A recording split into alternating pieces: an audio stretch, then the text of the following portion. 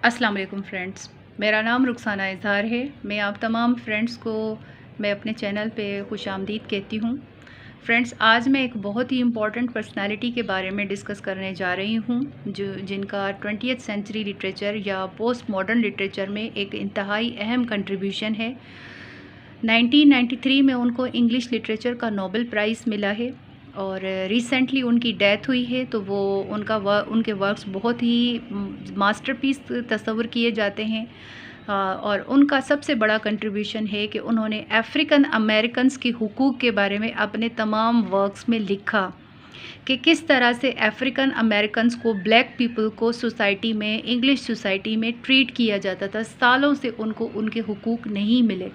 तो आज की हमारी वीडियो होगी टोनी मॉरिसन की बायोग्राफ़ी के बारे में। टोनी मॉरिसन क्या थीं, वो कब पैदा हुईं, वो कौन से फैमिली से ताल्लुक़ रखती थीं, उन्होंने अपनी कितनी एजुकेशन हासिल की, उनके वर्क्स के बारे में हम डिस्कस करेंगे। So let's move to topic. Toni Morrison पैदा हुई हैं 18 फरवरी 1931 में लोरेन, ओहियो, यूएसए में। Lorain was the area of segregation of blacks. Lorain वो जगह थी जहाँ ब्लैक्स के साथ अफ्रीकन्स जो काले थे उनके साथ रेशियल डिस्क्रिमिनेशन की जाती थी। तो वो ज़्यादातर वो जो लोग थे, ब्लैक्स थे, वो यूनिटी में रहते थे। वो यूनानिमसली एक ही जगह पे लोरेन में मेजॉरिटी उनकी रहती थी। Blacks were considered as second class citizens. Blacks को सोसाइटी में फ़र्स्ट क्लास सिटीजन्स की हैसियत हासिल नहीं थी। उनको सेकंड क्लास सिटीजन्स के तौर पे देखा जाता था, बल्कि उनके बेसिक राइट्स भी उनको मुहैया नहीं थे। अब ब्लैक्स की हिस्ट्री कुछ इस तरह से है कि अमेरिका में जैसे कि आपको पता है कि कॉटन कल्टीवेशन की वजह से जब यूरोपियन कॉलोनाइज़ कर रहे थे दुनिया के ममालिक को, तो अफ्रीकन्स को वहाँ से ट्रांसफ़र किया गया था अफ्रीका से, क्योंकि उस वक्त के जो ग़ुलाम थे अफ्रीकन्स, जो स्लेव्स थे, वो सस्ते मिलते थे, चीप मिलते थे। तो स्लेवरी ट्रेंड बिगिन हुआ था वैसे तो अरब में 7th सेंचुरी में। अरब दौर में जब अफ्रीकन्स को ग़ुलाम बनाया जाता था, बाकायदा उन पे टैग लगाया जाता था। रिच पर्सन्स उनको परचेज़ करते थे और उनसे मुख्तलिफ़ किस्म के काम जो है वो लिए जाते थे, जैसे कि घरों के काम, जिस तरह से उनके ट्रेड के काम, बिज़नेस के काम, तो जानवरों का जैसा उनके साथ सलूक किया जाता था। Europeans and Arabs took over the entire African country. European और अरब्स ने दोनों ने अफ्रीकन कंट्री को टेक ओवर किया, क्योंकि अफ्रीकन्स पुअर थे और अनएजुकेटेड थे, तो उनको अपना ग़ुलाम बनाया। अब्राहम लिंकन जब अमेरिका में उन्होंने स्लेवरी के ख़िलाफ़ आवाज़ उठाई, तो उन्होंने इस चीज़ के लिए जद्दोजहद की कि स्लेवरी को ख़त्म किया जाए और डेमोक्रेसी को वहाँ पे कायम किया जाए। तो उन्होंने 1961 से 1965 तक सिविल वार, अमेरिका में सिविल वॉर थी, उसके बाद 1965 में स्लेवरी को अब्राहम लिंकन के एफ़र्ट्स के बाद स्लेवरी को एबॉलिश किया गया था 1965 में। एक चीज़ यहाँ बहुत बुरी हुई थी कि 1965 में जैसे ही स्लेवरी एबॉलिश हुई तो अब्राहम लिंकन को असैसिनेट किया गया था, उनको मारा गया था। मगर एक चीज़ हमें याद रखनी चाहिए फ्रेंड्स कि स्लेवरी मुकम्मल तौर पे अमेरिका में ख़त्म नहीं हुई थी, और बल्कि स्लेवरी आइंदा आने वाले 100 सालों तक कंटिन्यू रही। अगर स्लेवरी इस वक्त अगर बात की जाए कि स्लेवरी इस वक्त भी मौजूद है अमेरिका में, रेशियल डिस्क्रिमिनेशन कुछ हद तक अब भी किया जाता है, तो ये गलत नहीं होगा। 1987 में बिलवड नावल लिखा टोनी मॉरिसन ने, जो कि एक ट्रेंड चेंजर नावल है, जिसने ट्रेंड चेंज किया, जिसने ग़ुलामों की ज़िंदगी के बारे में बताया गया है।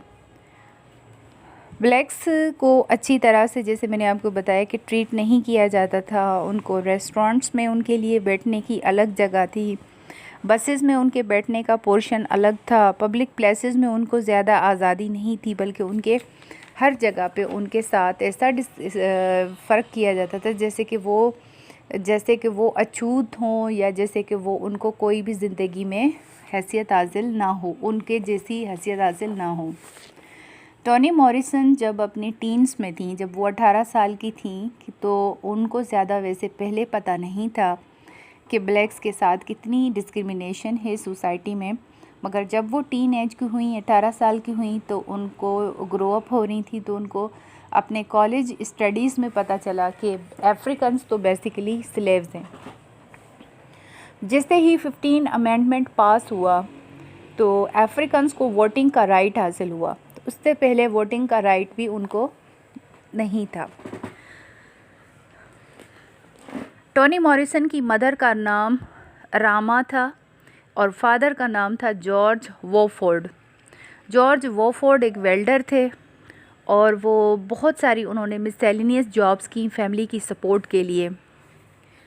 मॉरिसन को ये क्रेडिट हासिल है कि उन्होंने मॉरिसन को बहुत अच्छी एजुकेशन दी, डिस्पाइट कि उनकी कंडीशंस अच्छी नहीं होती थी, मगर उसके बावजूद भी उन्होंने ज़िंदगी के बुरे हालात का असर टोनी मॉरिसन पे आने नहीं दिया। टोनी मॉरिसन के पेरेंट्स ने टोनी मॉरिसन को म्यूज़िक, फोकलोर और रीडिंग स्किल्स और डिफरेंट तरह की नॉलेज और एजुकेशनल स्किल्स जो हैं वो टीच की। जॉर्ज वोफोर्ड एक ब्लैक अमेरिकन थे। उन्होंने अपनी यूथ के डेज़ में एक क्राउड के अंदर 2 अफ्रीकन्स को बुरे तरीके से मर्डर होते हुए देखा था, रेशियल डिस्क्रिमिनेशन के बेसिस पे। तो उन्होंने इस चीज़ की वजह से एक शॉक की कंडीशन में शिफ्टिंग की थी लोरेन, ओहियो में। ओहियो भी मुकम्मल तौर पे पीसफुल नहीं था। ये वहाँ शिफ्ट होने के बाद वोफोर्ड ने इस चीज़ का अंदाज़ा लगाया कि ओहियो भी मुकम्मल तौर पे पीसफुल इलाका नहीं है। टोनी उनकी सेकंड चाइल्ड थी, वोफोर्ड की सेकंड बेटी थी और वो पढ़ने में एक अच्छी जो थी वो स्टूडेंट थी। She learn several languages. Tony Morrison ने बहुत सारी लैंग्वेजेस पे अबूर हासिल किया। When she was 2 years old, जब वो 2 साल की थी, तो उनके फादर के पास इतना अमाउंट नहीं था कि वो घर का रेंट पे कर सकें, लिहाजा उनके घर को बाहर से जला दिया गया था। तो उस वक्त फैमिली अंदर घर में मौजूद थी। This was such a depressing scene, such a miserable scene.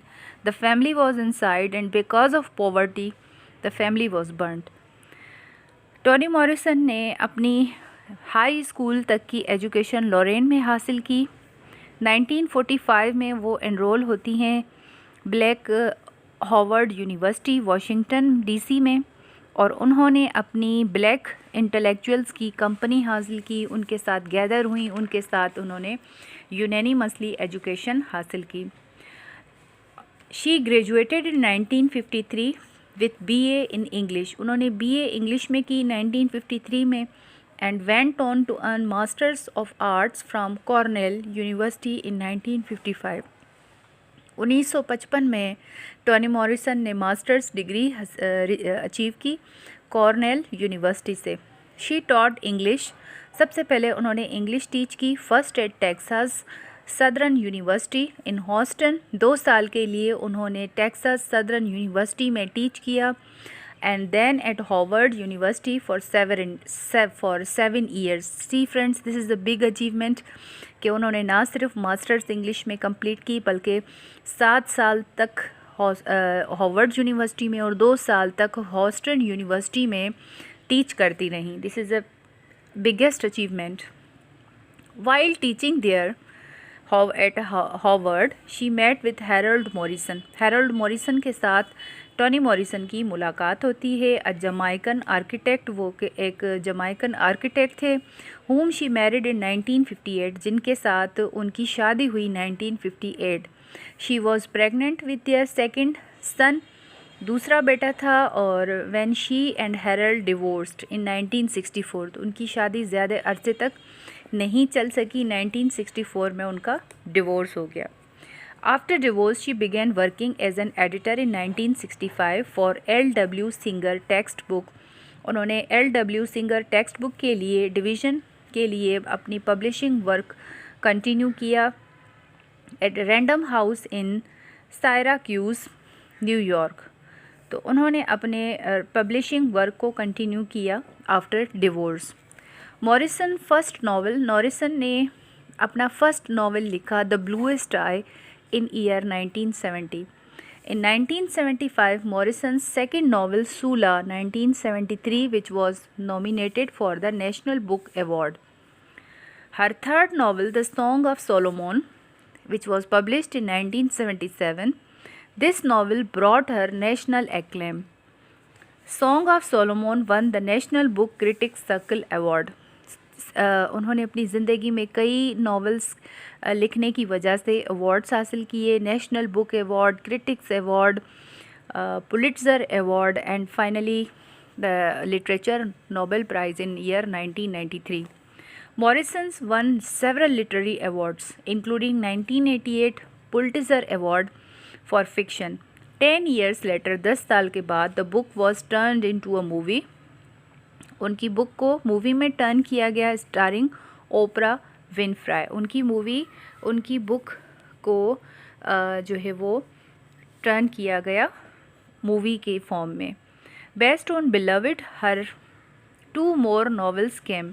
Beloved is actually considered as a trilogy जिसमें 3 किताबें थीं उनकी, और उनकी फ़र्स्ट बुक 1987 में पब्लिश हुई थी, और सेकंड बुक उनकी जेज थी जो 1992 में पब्लिश हुई थी, थर्ड बुक इनकी 1997 में जिसका नाम था पैराडाइज। तो इनकी नावल बिलविड पे एक मूवी भी बन चुकी है। She has also contributed in children's literature. Toni Morrison ने बच्चों के लिटरेचर में भी कंट्रीब्यूट किया है। Morrison wrote books for children with the help of her younger son Slade Morrison. Friend, this person Slade Morrison was a very loving child of Toni Morrison, and because of cancer he died when he was 45 years of age, and this was a great shocking thing for Toni Morrison for her life. She stopped writing for some time, but again she started writing, but this was one of the saddest moment of her life. Morrison's first novel, God Help the Child, was published in 2000. Morrison's 11th novel, God Help the Child, was published in year 2015. Morrison की death हुई है मॉन्टीफोर medical centre New York में, और उनकी 5 अगस्त 2019 में death होती है because of pneumonia. She was 88 years of age at the time of her death. उनकी डेथ के टाइम पे उनकी एज है 88 ईयर्स। उनके कुछ बहुत ही फेमस वर्क्स में शामिल है the bluest eye 1970, Sula 1973, song of Solomon 1977, tar baby 1981, beloved 1987, jazz 1992, paradise 1997, love 2003, mercy 2008, Home 2012, God Help the Child 2015. That is all about the life of Toni Morrison. Friends, hope you like my video. If you are watching my video for the first time, please do like and subscribe and share my video and my channel. Thank you so much.